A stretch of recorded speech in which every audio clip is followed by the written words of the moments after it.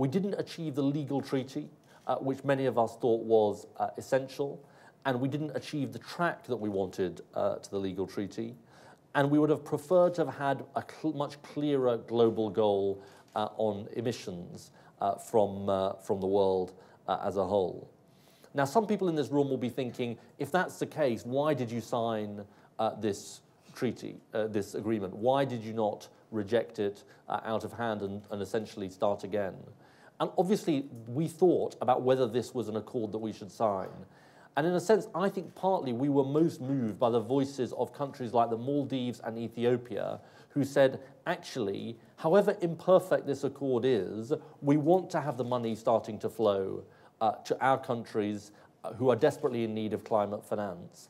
And we want to at least record and make note of the progress that has been made and capture that in the accord, the progress that has been made into the developed country and developing country targets. And that was the reason why we thought it was right to go ahead with this accord. My frustration, frankly, about these negotiations, my biggest frustration was that we weren't arguing about points of substance, but we were arguing about procedures. And the truth is we do need to look to see whether that process can be improved.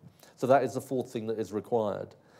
I think the fifth thing, and in a way the most important, particularly to this group, is that this campaign, this amazing campaign that has taken place in Britain in the last year, is not a campaign that ends with the end of the Copenhagen summit.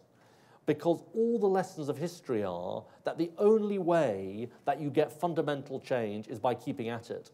If you think of all the great movements, the suffragettes, the civil rights movement in the United States, the anti-apartheid movement, none of them fully succeeded at the first time of asking.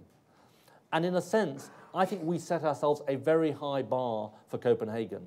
Now, obviously, we're disappointed we didn't meet that, we didn't get over that bar. But the truth is, over the last year, there has been an irreversible shift, in my view, in terms of countries all around the world recognizing that climate change is a fundamental thing that needs to be tackled.